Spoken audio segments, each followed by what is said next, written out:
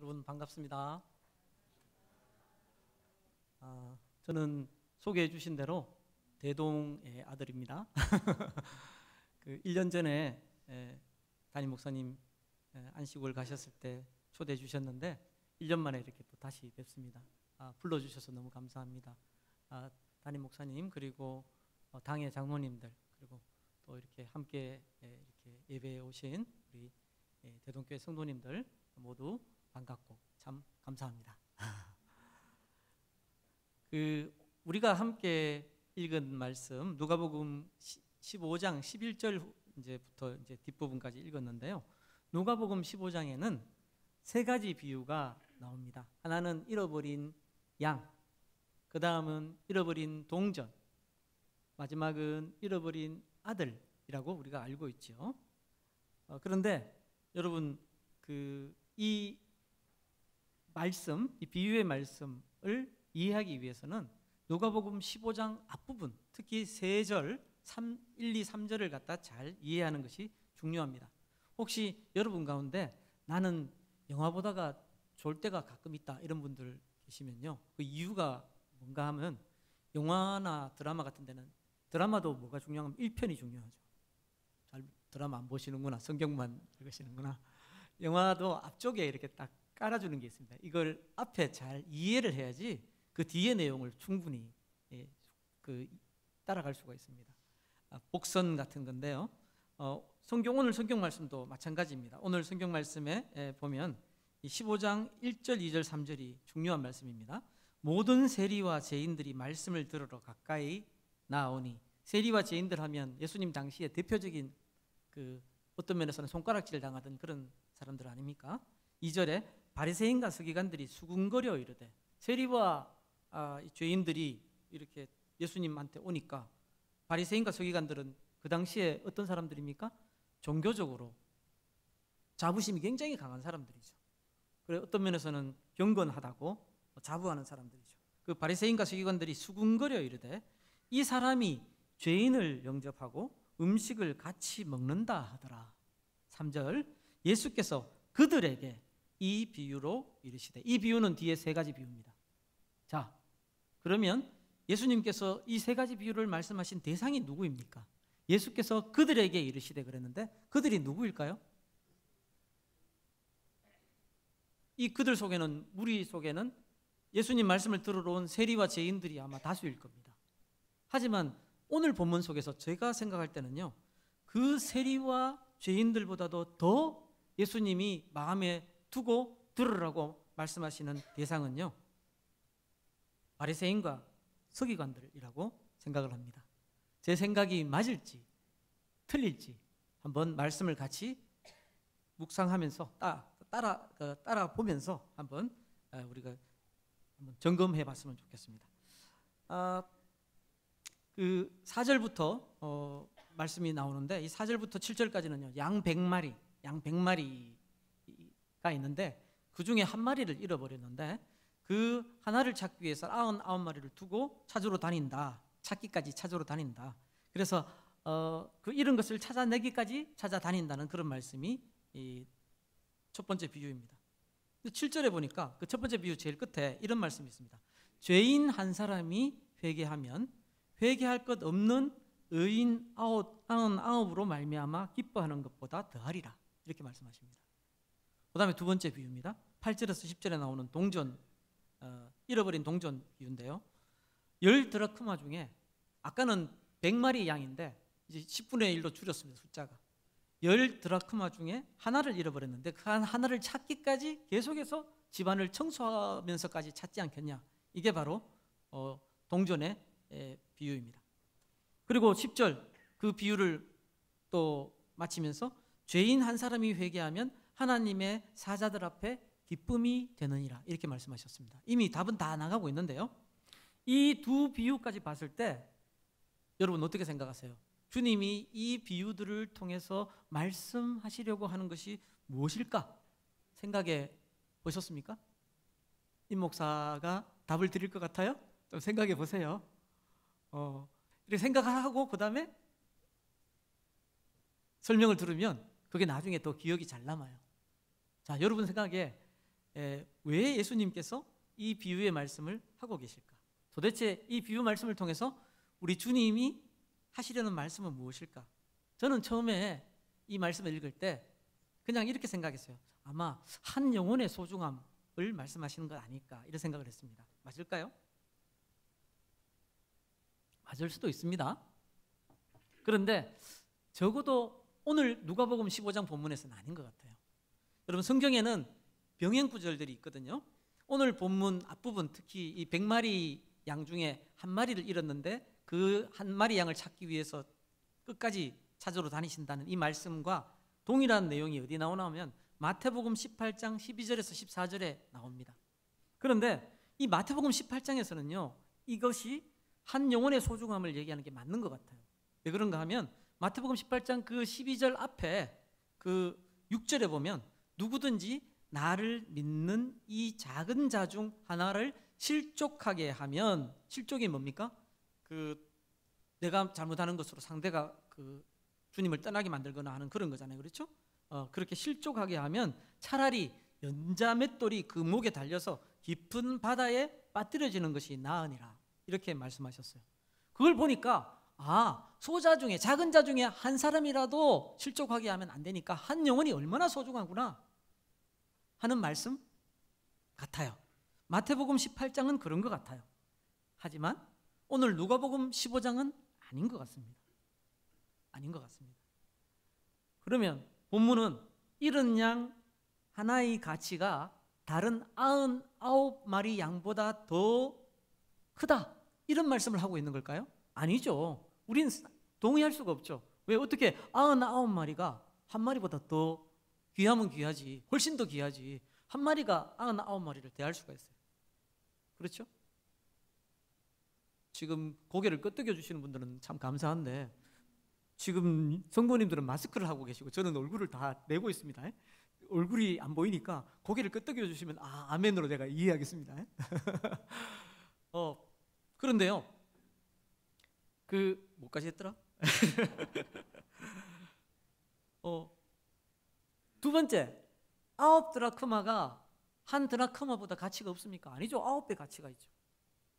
그러면 이거는 99양이 한 마리 양보다 못하다, 혹은 한 마리 양이 99보다 낫다, 한 드라크마가 9드라크마보다 더 귀하다, 이런 뜻이 전혀 아닙니다. 그렇죠? 세 번째 비유에서는 뭡니까? 집 나간 아들은 둘째 아들이고 집 안 나간 아들은 맏아들인데 집 나간 아들 돌아오는 것만 소중하고 맏아들은 소중하지 않다는 말 아니거든요. 10손가락 있어도 깨물어서 안 아픈 손가락 없다고 우리 부모님들이 그렇게 말씀했지 않습니까? 옛날에는 자녀들이 많았거든요. 7남매, 8남매 이렇게 됐거든요. 그중에 물론 조금 차이의 느낌은 있겠지만 한 자식이라도 귀하지 않은 자식이 어디 있습니까? 그러니까 맏아들은 귀하지 않고 둘째 아들은 귀하다, 이런 내용일까요? 아닙니다. 그건 아닙니다. 그러면 뭘까요? 제가 생각할 때 이 세 가지 비유의 공통점은요, 잃은 영혼, 잃어버린 영혼, 이 돌아옴의 소중함입니다.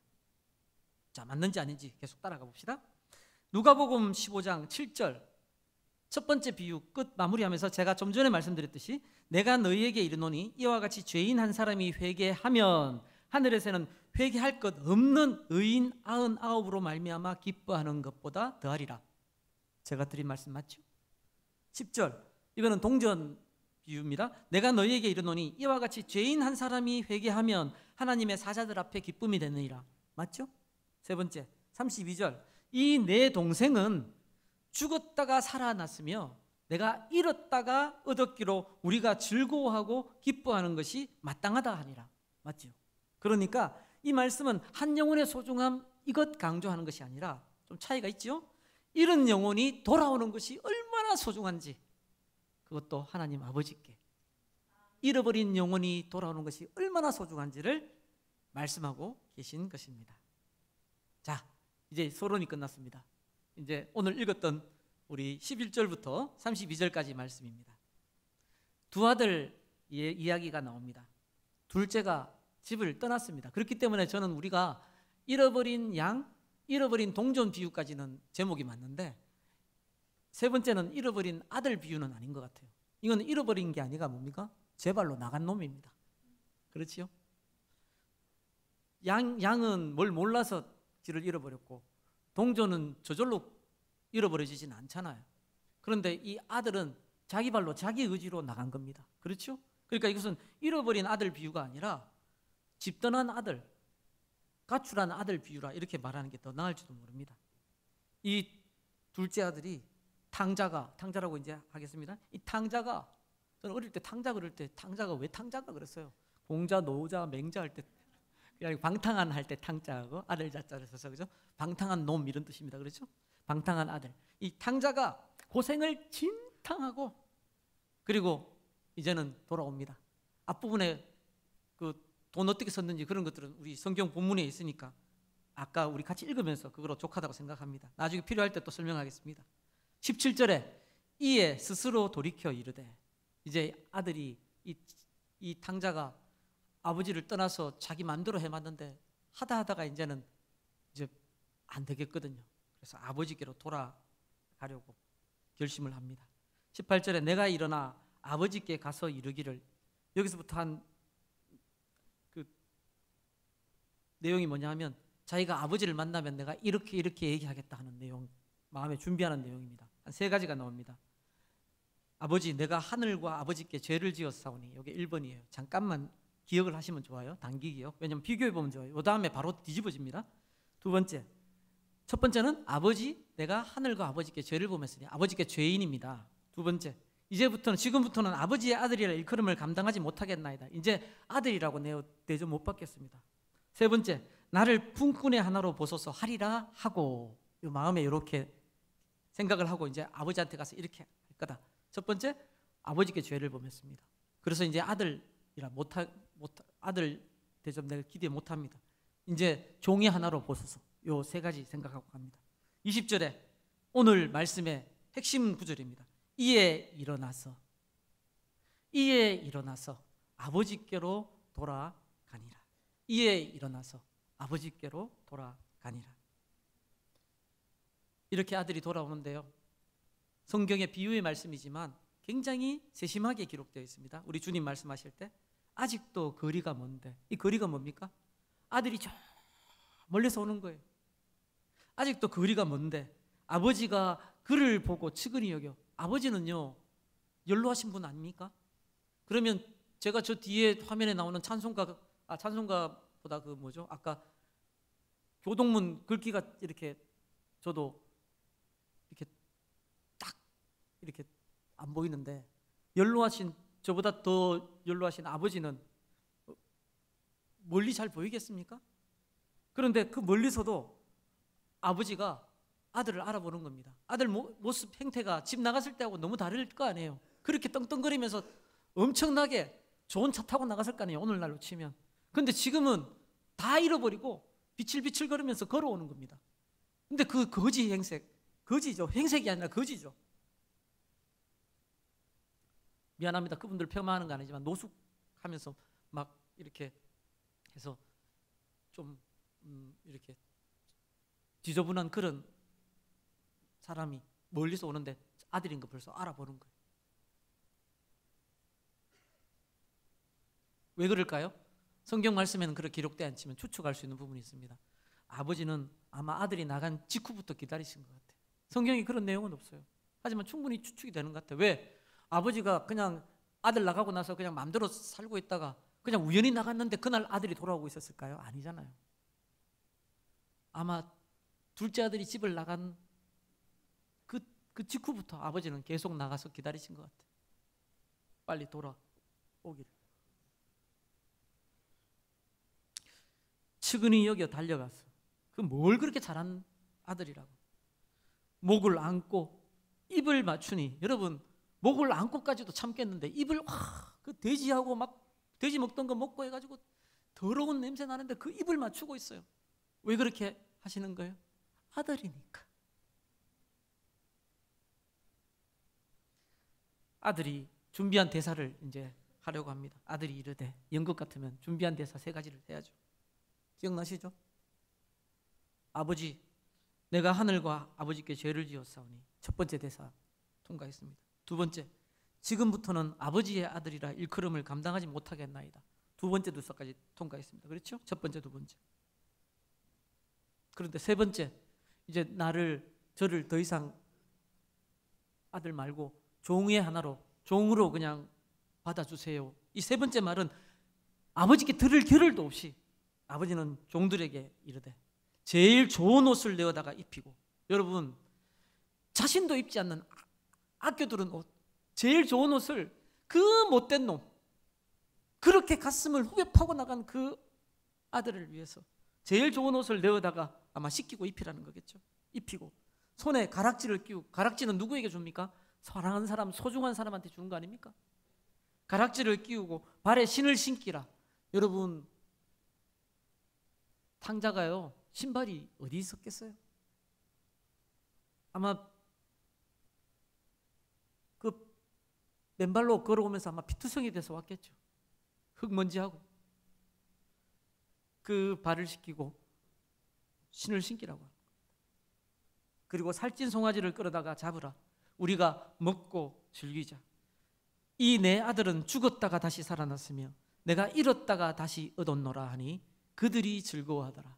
자, 아버지가 즐거워하니까, 자기들이 볼 때 이해가 안 되는데 아버지가 즐거워하니까 사람들이 함께 즐거워했다. 그렇게 말씀하십니다. 여기까지가 두 막으로 된 연극이라면 1막의 마지막입니다. 이제 1막이 끝났습니다. 그런데 참 이상한 것은요, 제가 어릴 때 6살 때부터 우리 대동교회에서 제가 처음 다녔거든요. 저 우리 건너편에 교회가 있을 때부터 건너편에 우리 교회가 있었어요. 그리고 이리로 왔죠. 근데 목사님도 전도사님도 또 그 선생님들도 말씀을 하시는데 그 뒤로도 마찬가지고, 이 탕자의 비유를 하면요, 탕자의 아들 돌아온 거예요. 여기서 끝나버려요. 그런데 오늘 성경에 여러분 읽었지만 이 탕자의 비유에서 뒷부분이 분량이 앞부분 못지않게 깁니다.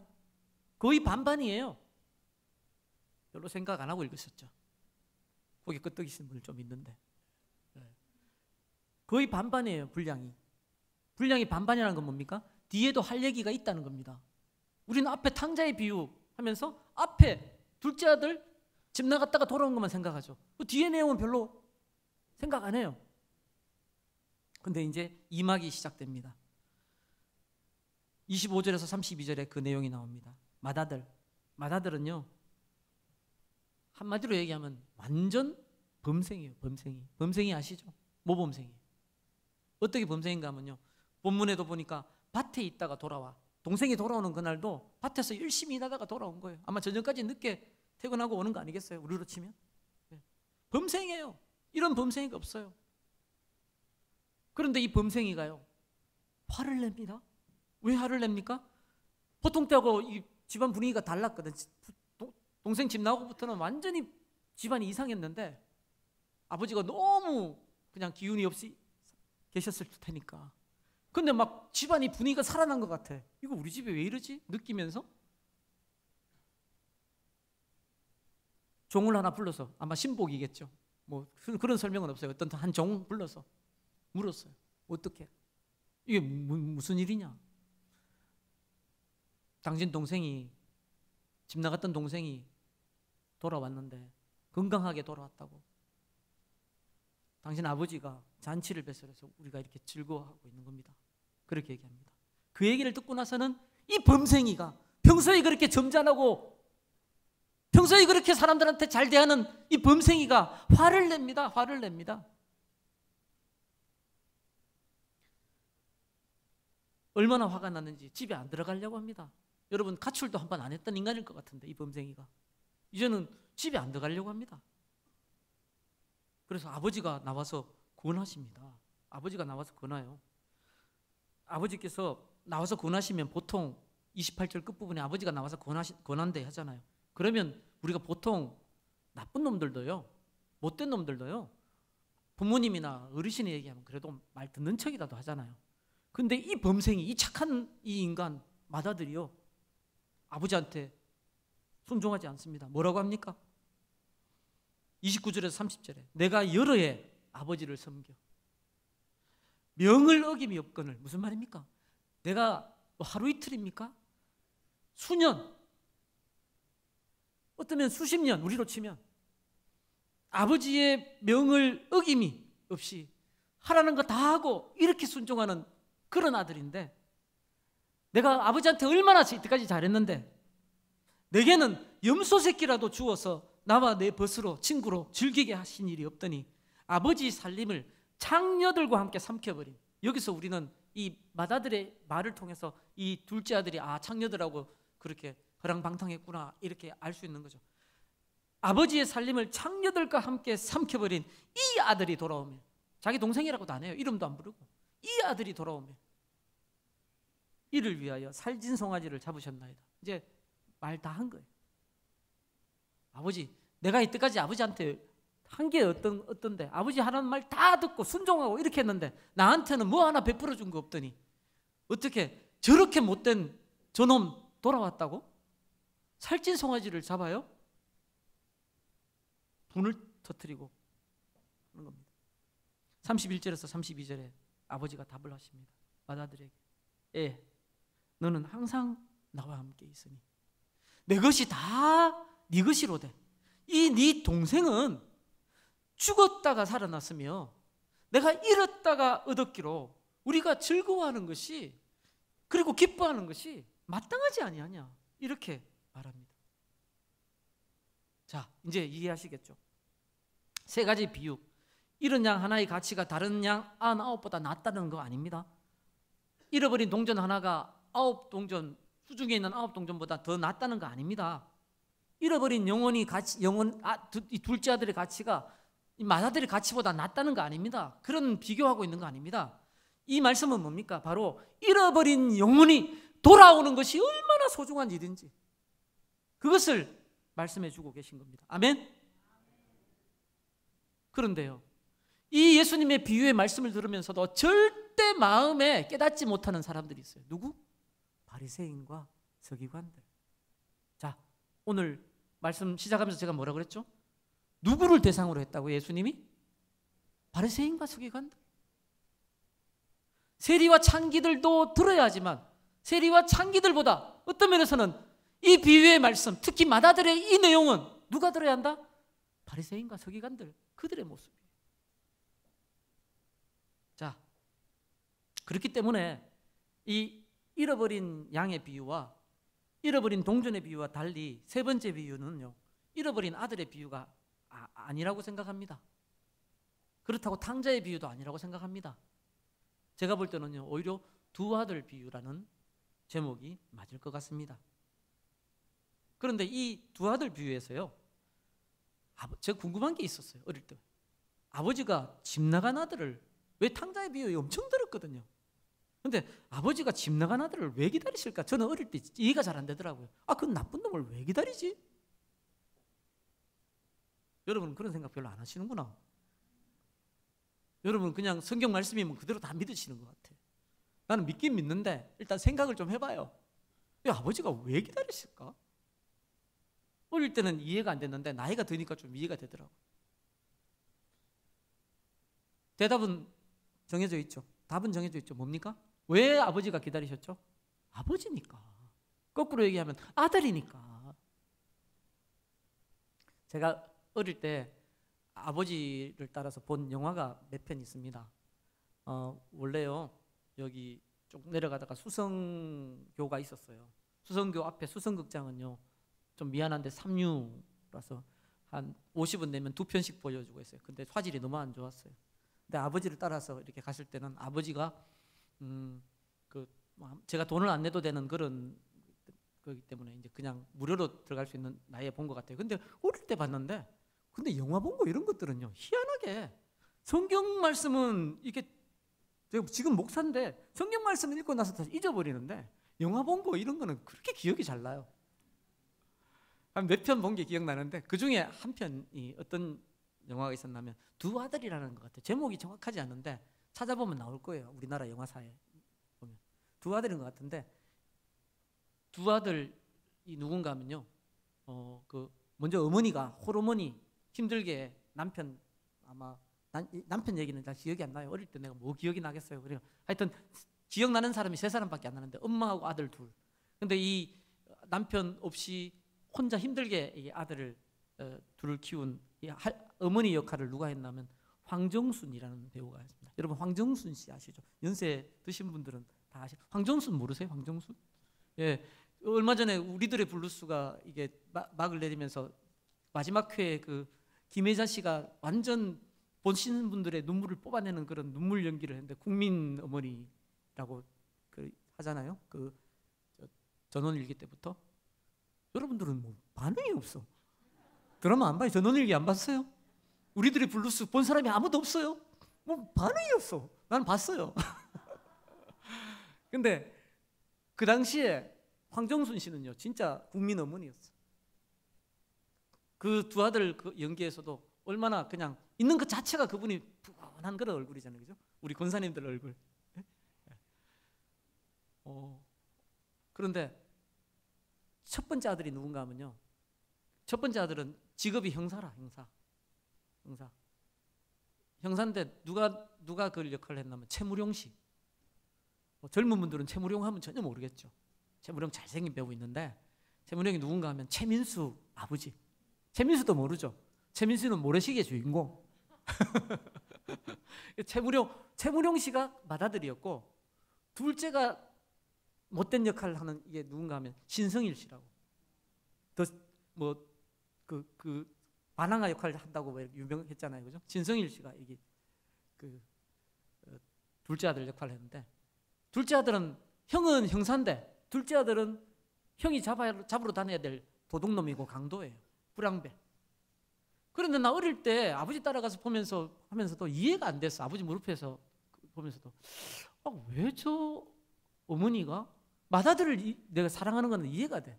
근데 이 둘째 아들 저 나쁜 놈. 그거 보면 내 기억에 막 엄마가 계실 때 막 돈도 뺏어가고, 엄마 없을 때 훔쳐가는 건 물론이고, 막 엄마 계셔도 돈 뺏어가고 하고 했던 것 같거든요.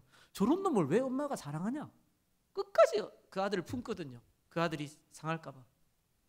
근데 여러분 다 알고 계시죠? 왜 그렇게 사랑하죠? 아들이니까. 예수 안 믿는 세상에서도요, 아들은 아버지 엄마가 그렇게 사랑하는 게 그거예요. 그런데요, 우리 하나님 아버지잖아요. 하나님 아버지가 아들이 떠났다가 돌아올 때 얼마나 기쁘시겠어요. 답을 다 드렸어요. 지금 이제 마무리하면서 퀴즈 2개 나갑니다. 퀴즈. 지금 학기말 시즌이에요. 지난주에 하나 쳤고 이번 주에도 또 2개 쳐야 돼요. 네. 퀴즈 1번. 두 아들 비유에서 둘째 아들이 잘한 것이 무엇인가? 1번. 두 번째 퀴즈. 맏아들이 잘못한 것은 무엇인가? 이렇게 할까요? 맏아들이 제일 잘못한 것은 무엇인가? 이 2가지 퀴즈. 지금 쪽지 시험을 쳐야 되는데 통과할 수 있겠습니까? 1번 문제부터 풀어봅시다, 같이. 자, 모범 답안. 둘째 아들이 잘한 것이 뭡니까? 찾기 참 힘들어요. 왜? 이 둘째 아들은 그냥 나쁜 놈이거든. 진짜 나쁜 놈이에요. 그냥 나쁜 놈이에요. 참 당돌해요. 아버지한테 재산 절반 자기 유산 미리 달래요. 이런 나쁜 놈이 있습니까? 여러분 지금 아버님 어머님들 계시지만 자식이 아직 내가 살 길이 좀 남은 것 같은데 자기 재산 미리 달라고 하면 기분 좋아요, 나빠요? 솔직하게 얘기하세요. 기분 나쁘잖아요. 당돌한 놈이에요. 이런 당돌하면 그 재산 가지고 가가지고 뭐 사업이라도 해가지고 뭐 일구든지 창녀들하고 놀아나면서 그냥 다 말아먹었어. 그러니까 뭡니까? 무책임한 놈이에요. 당돌하기만 하지 무책임한 놈이에요. 또 무책임하면 그 다음에는 또 능력을 키워서 또 다시 한번 일으키든지, 능력이 안 돼가지고 뭡니까? 돼지치면서 사는 무능력한 놈이에요. 뭐 하나 진짜 마음에 드는 구석이 하나도 없는 놈이에요. 당돌하기만 하죠. 무책임하죠. 무능력하죠. 다 동의하시죠? 그런데 이 놈이 하나님 다 못된 짓만 하는 이놈이 잘한 게 딱 하나 있어요. 아시겠죠? 답 뭡니까? 아까 답을 드렸잖아요. 오늘 말씀의 핵심 구절이 20절 뭡니까? 이에 일어나서 아버지께로 돌아오니, 이에 일어나서 아버지께로 돌아가니. 아멘. 다른 것 다 잘못했어도 아버지께로 돌아오는 것, 이거 하나로 둘째 아들은 잘했어요. 아멘. 자, 두 번째 문제. 두 번째 문제가 뭐였죠? 맏아들이 잘못한 거. 좀 더 제가 몰아줄까요? 문제를? 맏아들이 잘못한 것 한 가지. 맞춰보세요. 지금 쪽지 시험 치면 다 틀릴 것 같아. 긴장해야 되는데 학생들이 아니라고 여러분들 너무 웃고 계세요. 긴장을 하셔야지 기억에 남아요. 2번 문제가 힘들어요. 네? 잔치 안 들어간 거. 너무 단순 대답이에요. 그래 노력해서 거 가상하게 생각합니다. 이 맏아들은요 진짜 범생이에요. 그래서 성실하죠. 그날도 동생이 돌아온 날도 밭에서 일하다가 왔다고 하잖아요. 그리고 수년 동안 아버지 하라는 거 다 했다 그랬잖아요. 얼마나 성실해요. 또 말하는 거 보니까 동생 얘기하면서 말하는 거 보니까 이 아들은 하면서 얘기할 때 보니까 자기는 허랑방탕하지도 않은 것 같아. 검작하며 살았던 것 같아. 막 창녀한테 돈 쓰고 이런 거 안 했던 것 같아. 낭비 안 했던 것 같아. 절제하고 살았던 것 같아. 그리고 아버지가 물론 잡아주지 않았다는 말이지만 이 염소 한 마리도 이게 잘 안 해줬다 이 말은 자기는 그만큼 이게 풍성하게 안 살았다는 거니까 검약하면서 사는 거, 절제하면서 사는 것 같아. 자, 여기서 사이에 들어가는 또 질문 하나. 만약에 우리 여기 계신 분들이라면, 성도님들이라면, 자, 맏아들 같은 신랑감이 있어. 두 번째는 둘째 아들 같은 신랑감이 있어. 어떤 사람을 신랑감으로 맞을 거예요?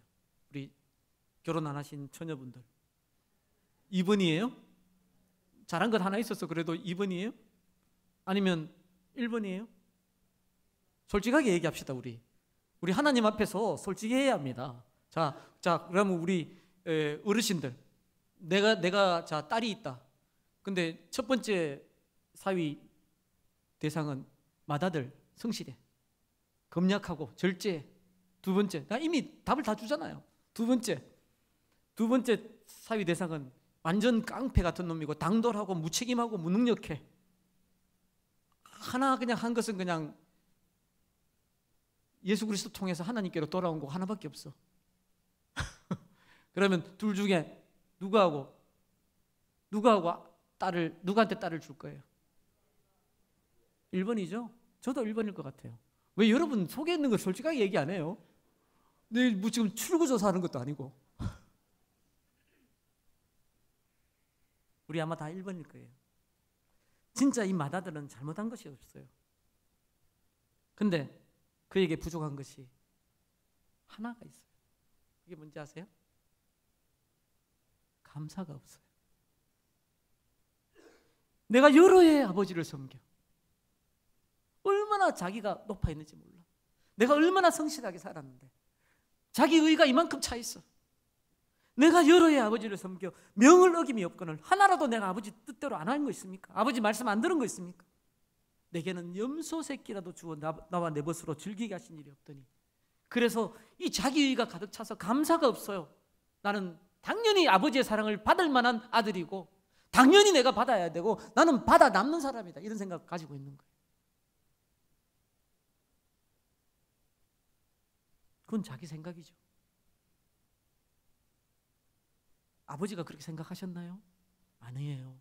뒤에 보면 아버지 말씀이 그게 아니라고 해요. 이 맏아들은요, 감사하는 대신에 형제를 정죄하고 있습니다. 자기 동생을 정죄하고 있습니다. 아버지의 살림을 창녀들과 함께 말아먹은 이 아들이 돌아옵니다. 얼마나 다른 사람을 정죄하고 있는지 몰라요. 저는 이 비유의 말씀을 들을 때 어릴 때부터 계속해서 누구한테 제 자신이 감정이 이입이 돼 있었냐면 옛날에는요 탕자한테 감정이 이입이 돼 있었어요. 아마 여러분도 마찬가지일 거예요. 탕자처럼 방황할 때도 애타게 기다리는, 많이 불렀잖아요. 지금도 좋아하고. 그런데요 어느 순간 제가요 마다들이 되어 있는 거예요.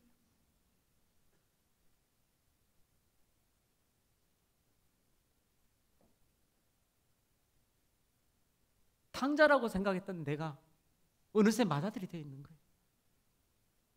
탕자는 예수 그리스도를 믿어 구원받아 용서받는 우리의 모습이죠. 그런데 우리는 그 모습을 잃어버린 채 마다들이 되어 있는 거예요. 여러분은 어떻습니까? 성도님들은 어떻습니까? 혹시 대놓고는 하지 않지만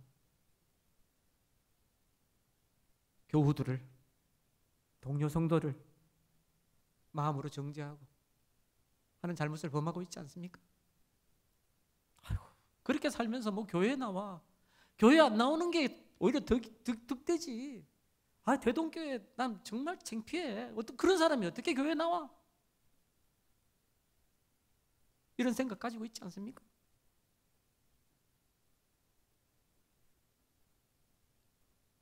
하늘 아버지는 그 영혼을 기뻐 받으시는데 다른 사람들은 아버지와 함께 즐거워하고 있는데 자기 의에 가득 차서 정죄하고 감사 없이.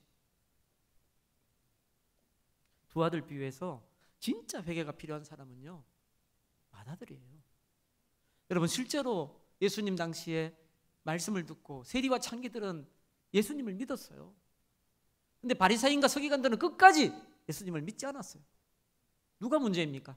예수 믿은 세리와 창기가 더럽고 추하고 악합니까? 종교적으로 경건한 삶을 산다고 했던, 자부했던 바리새인과 서기관이 문제입니까?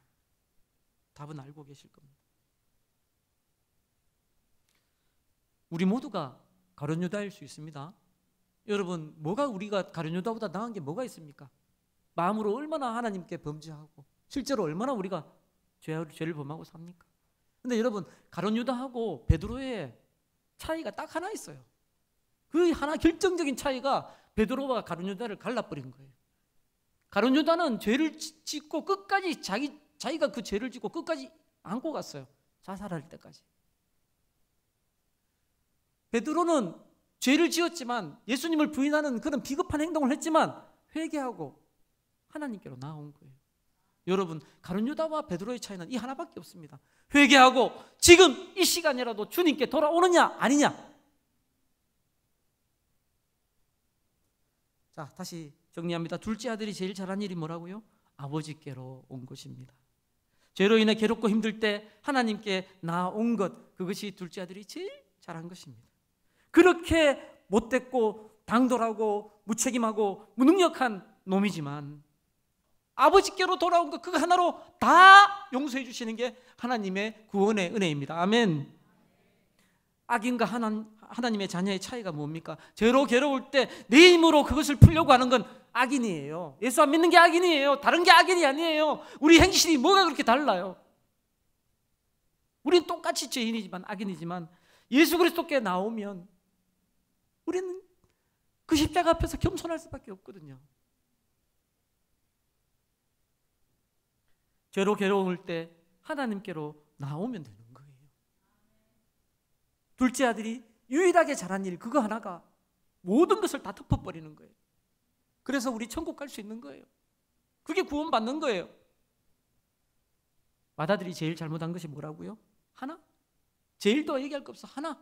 뭡니까? 그렇게 성실하게 인간적으로 볼 때는 잘 살았던 인간이 뭐를 잘못했다고요? 아버지와 함께함의 복을 누리지 못한 것입니다. 그러니까 감사가 없죠, 결과적으로. 여러분, 영생이 무엇입니까? 하나님과 함께하는 생명 아닙니까? 그냥 긴 생이 아니잖아요. 하나님과 함께 하는데 생명력이 있어야 되는데 우리 속에 감사가 없어요. 왜? 생명력이 없으니까. 그냥 내 잘난 맛에 사니까. 우리가 또 다른 오늘날 율법주의자들 아닙니까? 바리새인 아닙니까? 서기관들 아닙니까? 저와 여러분이? 우리는 하나님의 자녀라고 하면서 임마누엘의 복을 누리고 있습니까? 임마누엘이 뭡니까? 하나님이 우리와 함께 하신, 그게 임마누엘입니다. 하나님이 우리와 함께 하심의 복을 누리고 있습니까? 아버지가 마다들에게 얘기하지 않습니까? 애야, 너는 나와 항상 같이 있어서 내 것은 다 내 것인데, 여러분 주님 안에 있어서 주님 것이 다 내 것인데 그것은 누리지 못하고 감사하지 못하면서 다른 사람을 정죄하고 있습니다. 그것이 우리의 모습이라면 회개해야 할 것입니다. 오늘 말씀의 제목은 기다리시는 하나님이십니다. 우리 하나님은 두 사람을 다 기다리십니다.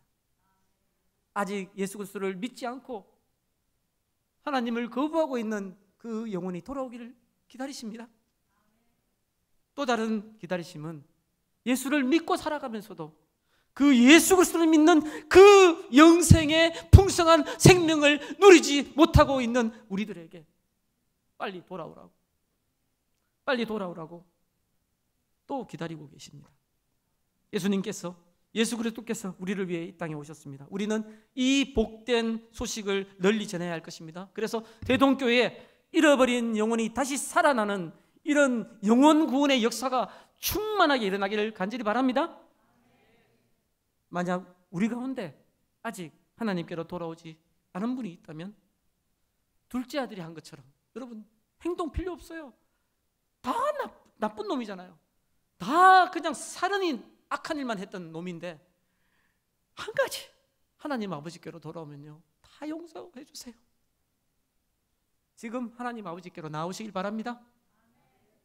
또한 예수 그리스도를 믿어 구원받았으면서도 마치 마다들처럼 주님과 함께함의 복을 누리지 못하고 감사함이 없이 자기 의와 교만 가운데 빠져 있는 그런 경우가 있다면 지금 회개하고 지금부터라도 하나님 아버지의 그 풍성한 사랑과 평강을 누리면서 살아가기를 간절히 바랍니다.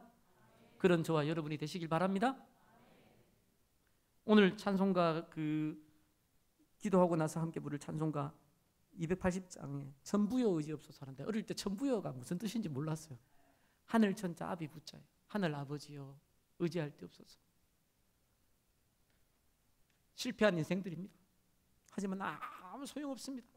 아무것도 필요 없습니다. 당자가 모든 것을 다 불구하고 아버지께로 돌아올 때 우리 아버지는 받아주시는 분이십니다.